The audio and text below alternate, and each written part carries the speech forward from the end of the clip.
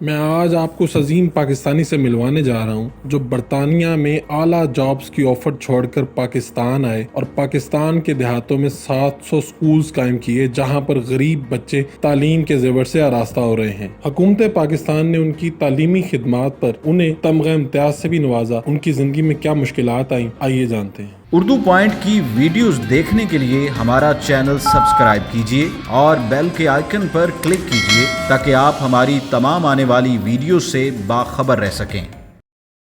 السلام علیکم ناظرین، آپ دیکھ رہے ہیں اردو پوائنٹ۔ میں ہوں فاروق وڑائچ اور آج ہمارے مہمان ہیں پاکستان کے دیہی جو اسکولوں کا نیٹ ورک ہے، سب سے بڑا نیٹ ورک، اس کے ایگزیکٹو ڈائریکٹر عامر جعفری، جنہوں نے لمز بریڈفورڈ یونیورسٹی وہاں سے تعلیم حاصل کی اور پھر اعلیٰ آفر سب کچھ چھوڑ چھاڑ کے پاکستان آ گئے۔ پاکستان کا دیہی اسکولوں کا سب سے بڑا نیٹ ورک یعنی کہ 700 اسکول کیسے بنائے، کیا مشکلات آئیں، ساری کہانی انہی کی زبانی سنتے ہیں۔ یونیورسٹی آف بریڈفورڈ سے ماسٹرز کیا، اتنی اچھی اچھی آفرز تھیں، وہ سب کچھ چھوڑ چھاڑ کے پاکستان آ گئے اور پاکستان میں سب سے بڑا دیہی اسکولوں کا نیٹ ورک بنایا، 700 اسکول بنائے۔ اس کے پیچھے موٹیویشن کہاں سے ہے؟ بالکل آپ کی یہ بات درست ہے کہ یہ ایک بڑا مشکل فیصلہ تھا۔ جب میں یونیورسٹی آف بریڈفورڈ پڑھنے بھی گیا تھا، جب میں جا رہا تھا اس وقت بھی جو ہے لوگ یہ کہتے تھے کہ واپس نہیں آنا، اور مجھے یاد ہے کہ جب میں ڈگری لے کر میں نے 6 دسمبر 2006 میں میرا کانوکیشن تھا اور اس میں ڈگری لی تھی، اور 17 جنوری 2007 میں پاکستان واپس آ رہا تھا۔ تو اس وقت جو ہے امیگریشن آفیسر نے میرا پاسپورٹ دیکھا اور مجھ سے سوال کیا کہ تم پڑھنے گئے تھے؟ میں نے کہا ہاں میں پڑھنے گیا تھا۔ تو پھر اس نے کہا تم واپس کیوں آ گئے؟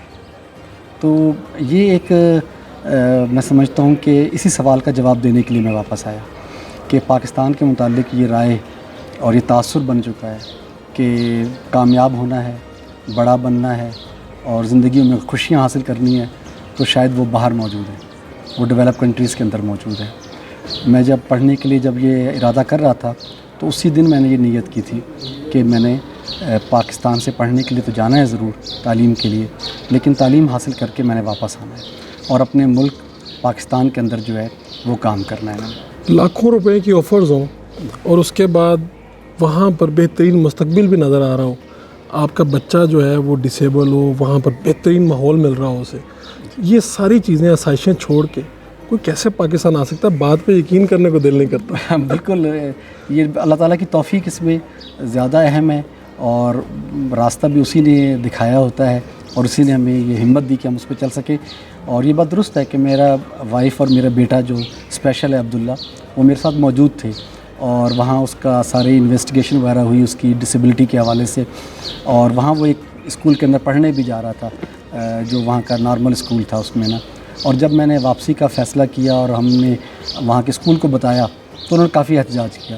تو انہوں نے کہا کہ آپ کیوں جا رہے ہیں؟ صرف یہ والدین ہی کو فائدہ نہیں ہوتا وہاں کہ جو اس اسپیشل بچے کے والدین ہوتے ہیں اس کو فیسلٹیز ملتی ہیں، گھر ملتا ہے اور پاؤنڈز ملتے ہیں ویکلی، بلکہ مجھے وہاں جا کے پتہ چلا کہ جو اسکول جس میں میرا بیٹا عبداللہ پڑھنے جا رہا ہے، انہوں نے کہا ہم نے تو اسپیشل گرانٹس آفر کی تھی، اپلائی کی تھی کہ ابھی ہمارے اسکول میں ایک اسپیشل بچہ پڑھنے آیا ہے اور وہ 4 مہینے کے بعد وہ سینکشن ہو گئی ہیں اور اب ہمیں نیا ٹیچر ملے گا، کچھ پیسے ملیں گے اسکول کو، جس سے نہ صرف آپ کا بچہ پڑھے گا بلکہ اور بچے بھی ہم فیسیلیٹیٹ کر سکیں گے۔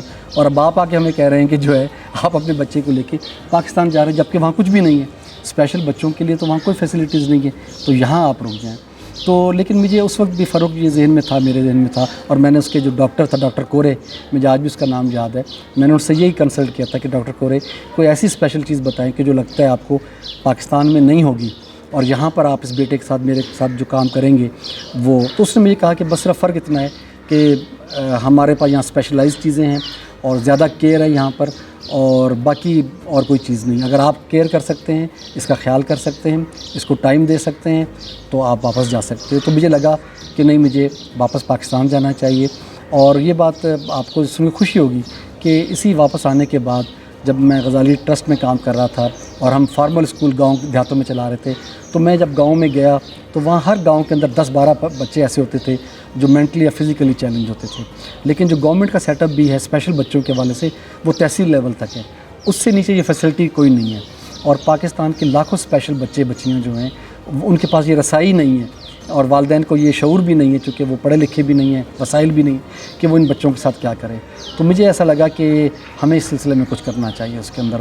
اور آج الحمدللہ 1200 اسپیشل بچے جو ہے غزالی ٹرسٹ کے سیٹ اپ کے اندر جو ہے ایک اچھی تعلیم حاصل کر رہے ہیں. ان کی تربیت ہو رہی ہے، ان کا وہ گھروں سے اسکول آتے ہیں یونیفارم پہن کے، اسکول سے گھر جاتے ہیں. اس کے اندر تقریباً 70 بچے ایسے ہیں جو بارڈر لائن کے اوپر تھے، اور غزالی کی اس انٹرونشن کے نتیجے کے اندر وہ بچے اب نارمل کلاسز کے اندر جو ہے وہ پڑھ رہے ہیں. اور میں سمجھتا ہوں کہ میں اگر UK رہ جاتا اور میں وہاں شاندار زندگی گزار رہا ہوتا اور پورے یورپ اور اس میں جا رہا ہوتا اور میرے بچے وہاں پڑھ رہے ہوتے، شاید وہ کچھ بھی اس کا 1% بھی اس کا نہیں ہے جو مجھے یہاں پر کام کرنے کے نتیجے کے اندر 1 لاکھ بچے ہم پڑھا رہے ہیں غزالی ٹرسٹ کے اندر. 700 اسکول ہیں، 4000 اساتذہ ہیں، 1200 اسپیشل بچے جو پڑھ رہے ہیں، اور ہندو کمیونٹی کے ہم 750 بچے پڑھا رہے ہیں. تو میں سمجھتا ہوں اس سارے قافلے کے اندر، اس سارے کام کے اندر کچھ میرا کنٹریبیوشن جو ہے وہ اس کے اندر شامل ہے. اس کے اندر پاکستان کے وہ دیہات جہاں پر صاف پانی نہیں ہے، جہاں پر بجلی نہیں ہے، وہاں پر اسکول کیسے بنا لیتے ہیں جا کے آپ؟ ہمارا فلسفہ بھی یہی تھا کہ جس طرح لوگوں کو ہوا اور پانی ملتا ہے اس طرح ہر بچے کو تعلیم ملنی چاہیے. اس میں کوئی تفریق نہیں ہونی چاہیے. دیکھیں کوئی بچہ کسی چیز سے محروم ہو جائے، میں سمجھتا ہوں اس کی کمپنسیشن ہے، ٹھیک ہے نا. اگر اس کو کھانے میں کم مل گیا ہے، دودھ کم مل گیا ہے، کپڑوں میں کچھ کمی بیشی ہو گئی ہے، اس کا یہ مطلب ہے اس کی کمپنسیشن ہو جائے گی. لیکن اگر وہ تعلیم سے محروم ہو گیا ہے تو میں سمجھتا ہوں کہ بہت بڑا نقصان ہو جائے گا اس کے اندر. اس لیے آپ کو رسول صلی اللہ علیہ وسلم کی وہ حدیث ہمیشہ میرے سامنے رہے گی جس میں آپ نے فرمایا کہ والدین جو بہترین چیز اپنی اولاد کو دیتے ہیں، وہ یہ نہیں فرمایا کہ وہ کوئی گھر دیتے ہیں، پلاٹ دیتے ہیں، گاڑی دیتے ہیں. انہوں نے کہا جو بہترین چیز اولاد کو دیتے ہیں والدین وہ تعلیم و تربیت ہے. تو میں سمجھتا ہوں کہ تعلیم اور تربیت ایسی چیز ہے کہ جس سے کسی کو محروم نہیں کرنا چاہیے. تو یہی وجہ ہے کہ میں سمجھتا ہوں کہ جو گاؤں دیہاتوں میں کوئی نہیں جاتا، کیونکہ وہاں پر بچے کم ہوتے ہیں، چھوٹے علاقوں کے اندر پروفٹیبلٹی کم ہوتی ہے وہاں پر، اس میں نا دوسرا میڈیا وہاں نہیں پہنچتا، اور کوئی وہاں کوئی شاندار کوئی ہمیں بلڈنگ نہیں کھڑی کرنی ہوتی، تو اس لیے وہ نظر بھی نہیں آتا. لیکن ہمیں لگا کہ وہی نظر انداز بستیاں کہ جہاں کوئی نہیں پہنچ رہا ہمیں جانا چاہیے. ابھی چند دن پہلے میں ایک بالا کوٹ کے اوپر ایک بالکل پہاڑی علاقے کے اندر کہ جہاں رسائی بڑی مشکل ہے، لیکن وہاں چھوٹی چھوٹی بستیاں ہیں، اور وہاں مجھے پتہ چلا کہ وہاں پر اسکول نہیں ہے وہاں پر، اور بچوں کو مانسیرا یا بالا کوٹ آنا پڑتا ہے پہاڑوں سے اتر کے، 4-5 کلومیٹر پہاڑوں سے نیچے اتر کے آنا پڑتا ہے. اور ڈیفینیٹلی چھوٹے بچوں کے لیے ناممکن ہے اور مشکل ہے ان کے لیے کہ وہ ایسا کر سکے، اور بے شمار بچے جو ہے وہ اس سے جو ہے محروم رہ جائیں گے تعلیم سے. تو ابھی ہم وہاں گئے ہیں اور وہاں ایک چھوٹا پرائمری یونٹ جو ہے وہ اس کو ہم نے آغاز کیا ہے تاکہ آس پاس کی آبادی کے بچے، ہمیں معلوم ہے وہ ہائی نہیں بن سکتا، وہ ہائر سیکنڈری نہیں بن سکتا، لیکن یہ کم از کم بچے جو پرائمری تک کے بچے ہیں اور پھر وہ اس عمر میں پہنچ جائیں گے کہ مڈل کے لیے وہ نیچے آسانی سے جو ہے وہ پہنچ سکے. تو یہی ہمارا مقصد ہے. آپ کے اسکولوں میں بچے کی ماہانہ فیس کیا ہے؟ ماہانہ فیس جب ہم نے شروع کیا تھا اسکول تو ہم نے 50 روپے فیس رکھی تھی. ہمارا یہ خیال تھا کہ ابھی بھی ہمارا یہ خیال ہے اور ہمارا یہ فلسفہ بھی ہے کہ ہم یہ کہتے ہیں کہ جس طرح لوگ زندگی کی دیگر چیزوں پہ خرچ کرتے ہیں، ہم والدین کو یہ تعلیم دیتے ہیں، انہیں یہ کہتے ہیں کہ آپ اپنے دیگر چیزوں میں اخراجات کچھ کم کر لیں. آپ رسم و رواج پورے کرتے ہیں، شادی بیاہ کے اندر شرکت کرتے ہیں، آنے جانے پہ خرچ کرتے ہیں، کپڑوں پہ خرچ کرتے ہیں، آپ تعلیم پہ کیوں نہیں خرچ کرتے؟ تعلیم کوئی ایسی چیز تو نہیں ہے کہ آپ اس پہ خرچ نہ کریں. تعلیم تو سب سے قیمتی چیز ہے. ہم نے بتاتے ہیں یہ سرمایہ کاری بھی ہے، اس سے اچھی انویسٹمنٹ کوئی نہیں ہے آپ کے اوپر. تو وائی ناٹ کہ آپ کچھ پیسے اس پہ خرچ کریں. ہم نے وہ فیس رکھی. اب میں خیال سے کوئی 300 روپے ایوریج فیس ہے جو ہم اپنے اسکولوں میں لیتے ہیں. ہم چاہتے ہیں کہ پاکستان میں آپ کو ویسے ہی معلوم ہے کہ فری چیز کو فار گرانٹیڈ لوگ لیتے ہیں، تو ہم نے رکھا کہ اس کی کوئی ویلیو ہونی چاہیے اس کے اندر نا. لیکن اس کے باوجود وہ بچے بچیاں جو کسی وجہ سے یہ بھی نہ دے سکیں، غزالی کے اسکول اوپن ہے، لیکن یہ کہ وہاں وہ لوکل اسکول کمیٹی بنائی ہے ہم نے ہر اسکول کے ساتھ، جو وہاں کے مقامی 4-5 لوگوں پہ مشتمل ہوتی ہے. وہ ہمیں ایڈوائز کر دیتے ہیں کہ یہ بچہ یا بچی یہ فیس بھی نہیں دے سکتا اور اس کی دیگر ضروریات بھی آپ پوری کریں. وہ ہم نے پورا کفالت کا ایک نظام بنایا ہے. اس بچے کی یونیفارم، کتابیں، کاپیاں غزالی ٹرسٹ کا جو کفالت کا پروگرام ہے اس کے تحت ہم ان کو مہیا کرتے ہیں. تو آپ نے تو جب یہ کفالت کا پروگرام بنایا ہوگا یا یہ اسکولس کا جو سسٹم ہے، تو آپ کے پاس تو بہت سے والدین ایسے بھی آئے ہوں گے جنہوں نے کبھی نہیں سوچا ہوگا کہ ان کا بچہ اسکول میں پڑھ سکے. بالکل بے شمار ایسے ہیں. یعنی صرف میں آپ کو بتاتا ہوں کہ ڈسٹرکٹ مظفر گڑھ کے اندر جو ہے یہاں آؤٹ آف اسکول بچے لاکھوں کی تعداد کے اندر ہیں. اور ہم نے سروے کیا وہاں پر، اور سروے کرنے کے بعد ہم نے 240 اسکول وہاں بنائے ڈسٹرکٹ مظفر گڑھ کے اندر. اور وہاں صرف وہی بچے آئے کہ جو آؤٹ آف اسکول تھے، یعنی اس سے پہلے وہ کبھی اسکول نہیں گئے تھے. اور ان کے قریب 2 کلومیٹر ریڈیس میں نہ کوئی پرائیویٹ اسکول تھا نہ گورنمنٹ اسکول تھا. آج وہاں پر 25,000 بچے پڑھتے ہیں صرف ڈسٹرکٹ مظفر گڑھ کے اندر، اور اس سے پہلے وہ کبھی اسکول نہیں گئے. آج غزالی ٹرسٹ وہاں اسکول بند کر دے ان بچوں کے پاس کوئی اور اسکول نہیں ہے قریب. اس کا مطلب یہ ہے کہ یہ وہ بچے ہیں جو ہم کہتے ہیں نا کہ اس وقت پاکستان میں 25 ملین چلڈرن جو ہیں آؤٹ آف اسکول ہیں, ٹھیک ہے, اور یہ بات بالکل ٹھیک ہے. اور پنجاب میں 1 کروڑ بچہ آؤٹ آف اسکول ہے. یہ وہی بچہ ہے کہ جس کو ہمیں اسکول لانے کی ضرورت ہے. اور میں بار بار یہ کہتا ہوں کہ اس پر ہمیں ایمرجنسی کی ہم بات کرتے ہیں, تعلیمی ایمرجنسی میں صحیح معنوں میں لگانی چاہیے. چونکہ دیکھیں فاروق, اگر یہ بچے 3-4 سال اسکول نہ آ سکیں کسی وجہ سے بھی, تو یہ بالکل مین اسٹریم اسکولنگ سے نکل جائیں گے اس کے اندر نا. اور پھر کیا ہوگا, ان 2.5 کروڑ بچوں کا مستقبل کیا ہے؟ غربت ہے, انتہا پسندی ہے, بیماری ہے. ان کے لیے شفا خانے بنائیں گے, ان کے لیے ایمبولینس لائیں گے, ان کے لیے فوڈ پیکج لائیں گے, ان کے لیے راشن تقسیم کریں گے. ہم اس کے لیے ہم ان بچوں کو پڑھا کیوں نہیں دیتے آج 2.5 کروڑ بچوں کو؟ اس لیے جتنی تاخیر کرے گی, اور یہ صرف گورنمنٹ سے بھی کام نہیں ہونے والا. ایک اسکول 5 کروڑ کا بنتا ہے, 6 کروڑ کا بنتا ہے. ایک گورنمنٹ اسکول جو ہے بنتا ہے اس میں, جس میں 150-200 بچہ پڑھتا ہے, اس میں نا گورنمنٹ کے پاس کتنا فنڈ ہے, ٹھیک ہے نا. گورنمنٹ کی ترجیحات میں تعلیم کا ہے. تو اس لیے یہ تو ایسی چیز ہے کہ جس پر میں سمجھتا ہوں حکومت کو بھی اور سماج کو, سب کو مل کر اپنے بچوں کے لیے اور اپنے مستقبل کے لیے جو ہے کام کرنا پڑے گا. تو اس میں آپ کو تو لوگ ڈونیشنز بھی دیتے ہیں اور اپنی چیزیں بھی وقف کر دیتے ہیں. بالکل ایسا ہے. وہ ایک بزرگ تھے جنہوں نے اپنے کروڑوں کی جو گھر تھا جی بالکل, وہی اپنے جیتے جی آپ کو وقف کر دیا. وہ کیا واقعہ تھا؟ بالکل وہ فاروق, یہ ہم جو کام کر رہے ہیں اور اس میں ہم ہوپ فل رہتے ہیں, اور پاکستان سے جو ہماری محبت دن بدن بڑھتی ہے, وہ یہ کہ پاکستان میں بے شمار خوبصورت لوگ ہیں, اور اسی وجہ سے پاکستان قائم و دائم ہے. مجھے ایک بزرگ یہاں پر آئے اور انہوں نے غزالی ٹرسٹ کا سارا کام دیکھا, اور اس کے بعد انہوں نے کہا کہ میں چاہتا ہوں کہ میں غزالی کی خدمت کر سکوں. تو انہوں نے کہا جی میرے پاس ایک کوٹھی ہے جس میں رہتا ہوں. یہ وہ کوٹھی کنال ویو میں ہے, آپ سے دور نہیں ہے یہاں سے, کنال ویو میں یہ کوٹھی ہے. تو یہ میں آپ کو وقف کرنا چاہتا ہوں. اور یہ کوئی آج سے 6 سال پہلے کی بات ہے. تو انہوں نے وہ اپنی کوٹھی جو ہے وہ پوری کی پوری غزالی ٹرسٹ کو جو ہے وہ وقف کر دی. اور انہوں نے کہا تھا کہ چونکہ وہ چاہتے تھے کہ جب تک میں حیات ہوں اس جگہ میں رہتا رہوں. 25-30 سال سے وہ رہ رہے تھے. تو میں نے کہا اب آپ نے غزالی ٹرسٹ کو یہ وقف کر دی ہے تو اس کی تو اونرشپ غزالی ٹرسٹ کے پاس آ گئی ہے, تو آپ کرائے پر اب اس پہ رہ سکتے ہیں. تو وہ ایک بہت ہی نامینل کرائے کے اوپر جو ہے, کتنا کرایہ؟ 1 روپے کرائے کے اوپر جو ہے وہ رہتے رہے. اور اب سے 2-3 سال پہلے ان کی وفات ہوئی, اور وفات کے بعد وہ ان کی جو فیملی ہے وہ بھی میں سمجھتا ہوں بہت ہی اللہ تعالیٰ ان کو بھی اجر دے. انہوں نے اسی طرح کوٹھی جو سامان سے پوری طرح بھری ہوئی تھی اس کو لاک کیا. میں کہیں باہر تھا, اور جب میں واپس آیا وہ چابی انہوں نے مجھے دی اور کہا یہ آپ کی امانت ہے, اور اس امانت کو اب آپ کو جس طرح آپ نے استعمال کرنا ہے وہ کریں. تو الحمدللہ بزرگ نے آپ سے پوچھا بھی کہ آپ کو کبھی یہ تو نہیں آتا کہ میری؟ ہاں, چوہدری طفیل صاحب سے میری تقریباً ہر 2-3 ماہ کے بعد ملاقات ہوتی تھی. تو جب وقف کی اس بات کو 5-6 سال گزر گئے تو وہ ایک دن مجھے کہنے لگے کہ عامر تم میرے متعلق کیا سوچتے ہوگے کہ طفیل نے کیا کوٹھی وقف کی ہے کہ غزالی ٹرسٹ سے ایک بھی فائدہ نہیں اٹھا پا رہا, چونکہ اس وقف میں لکھا تھا کہ بعد از وفات غزالی ٹرسٹ اس پراپرٹی کو جو ہے وہ استعمال کر سکے گا اس کے اندر نا.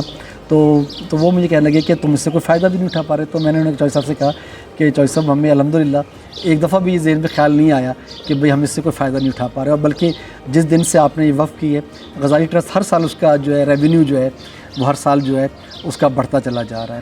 تو میں سمجھتا ہوں کہ اللہ تعالیٰ ان کو جو ہے بے پناہ اجر دے, ان کے اس وقف کو ان کے لیے آخرت میں روشنی کا باعث بنائے. اور یہ فرق ایک نہیں ہے, اس طرح کی بہت سی مثالیں غزالی ٹرسٹ کے اندر موجود ہیں. ہمارے ایک اور کرم فرمائے وہ ناروے سے تعلق رکھتے ہیں, انہوں نے بھی اپنی جمع پونجی سے ایک گاؤں کے اندر ایک اسکول بنایا, اور الحمدللہ وہ تقریباً پہلے انہوں نے کہا جی کہ میرے علاقے میں اسکول بنائے. جب ہم نے سروے کیا تو ہم نے کہا کہ آپ کے علاقے میں جو ہے یہ اسکول جو ہے یہ نہیں بن سکتا اس کے اندر, چونکہ اس کی فیزیبلٹی وہاں پر نہیں بن رہی نا اس کے اندر نا. لیکن تو انہوں نے کہا آپ سجیسٹ کریں کہاں بنانا ہے. تو ہم نے کہا ذرا کچھ فاصلے پر ایک اڈا ہے وہاں پر یہ اسکول بن سکتا ہے. اور ہم نے اس زمانے میں وہاں پر چند ایکڑ زمین جو ہے وہ ہم نے بہت سستے داموں جو ہے پرچیز کر لی. لیکن اب یہ ہے کہ آج کوئی اس کو 15 سال گزرنے والے ہیں, وہاں تقریباً 600 بچے بچیاں پڑھتے ہیں. 3 بسیں ہیں جو مختلف گاؤں سے ان بچوں کو اکٹھا کر کے لاتی, بہترین رزلٹ ہے. اور یہاں تک کہ بڑی انٹرسٹنگ بات یہ ہے کہ ہماری جن بچیوں نے میٹرک کیا ہے اس اسکول سے, 93 اڈا اس کا نام ہے نا, وہی بچیاں آگے اسکول میں جو ہے وہ پڑھا رہی ہوتی ہیں وہاں پر, چونکہ وہاں پر آس پاس ٹیچر جو ہے وہ نہیں مل پاتے. لیکن رزلٹ اچھے ہیں. اب انہوں نے ایک مسجد اپنی جو ہے والدہ کے نام مسجد فاطمہ جو ہے وہ اسکول کے اندر بنائی ہے. اور یہاں تک کہ انہوں نے مجھے وصیت کی کہ جی کہ اگر ممکن ہو کہ جب بعد از وفات جو ہے ان کی تدفین بھی جو ہے بجائے حوصلوں میں کرنے کے بجائے جو ہے وہ جو ہے اس 93 اڈا اسکول جو ہے اس میں جو ہے وہ کی جائے. تو میں سمجھتا ہوں کہ یہ وہ روشن لوگ ہیں, اور یہ ان کی وہ کنٹریبیوشن ہے, اور یہ ان کی پاکستان سے محبت ہے. کہ وہ پاکستان کو جو ہے وہ ترقی یافتہ دیکھنا چاہتے ہیں, وہ مضبوط دیکھنا چاہتے ہیں, اور وہ خوشحال دیکھنا چاہتے ہیں پاکستان کو. پنجاب کے پسماندہ علاقے سے آپ خود اٹھے اور آپ نے پھر آپ کو حال ہی میں تمغہ امتیاز بھی ملا, تو کبھی سوچا تھا کہ تمغہ امتیاز ملے گا اور پھر مختلف بڑی بڑی جگہوں پہ جا کے لیکچرز بھی دیتے ہیں؟ نہیں, بالکل نہیں سوچا تھا اس حوالے سے, لیکن میں سمجھتا ہوں کہ یہ جو کام ہم کرتے ہیں یہ اس سوچ سے بھی میں سمجھتا ہوں کہ بالا تر ہے, اور چونکہ یہ کام اس کے بغیر نہیں ہو سکتا. اگر آپ کسی دنیاوی شہرت کے لیے اور دنیاوی نام اور مقام کے لیے اگر اس کام کو کرتے ہیں تو مجھے لگتا ہے ایسا ہے کہ شاید اس میں برکت نہیں پڑ سکتی اس کے اندر. میں کئی دفعہ فنڈ ریزنگ کرتا ہوں, میں لوگوں سے پیسے مانگتا ہوں. میں ایک دفعہ سویڈن میں ایک جگہ گیا میں, وہاں پر نا تو وہ ایک صاحب ہیں جو مجھے جانتے ہیں یہاں پر کہ یہاں پر لم سے پڑھا ہوا ہے, یونیورسٹی آف بریڈ فورڈ سے پڑھا ہوا ہے.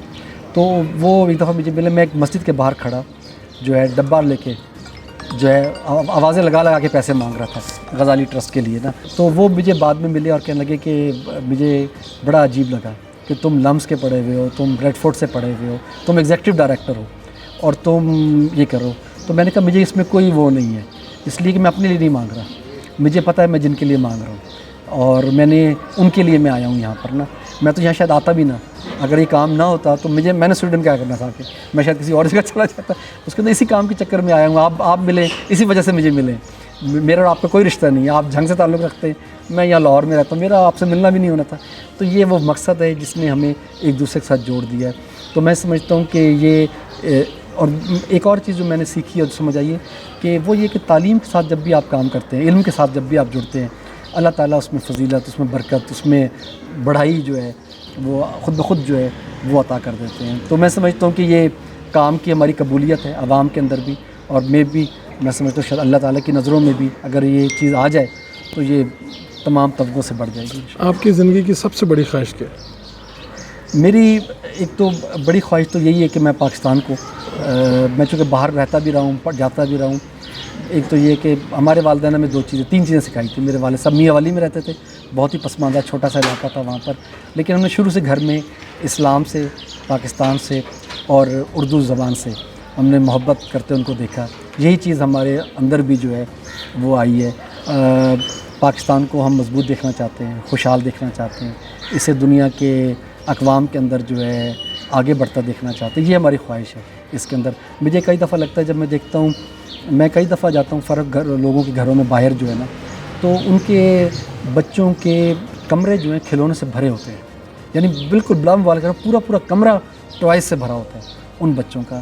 اور پھر میں یاد کرتا ہوں اپنے پاکستان کے گاؤں کے بچوں کو کہ میں ان کے پاس, حقیقت بات ہے, ان کے پاس کوئی اچھا کھلونا ہی نہیں ہوتا.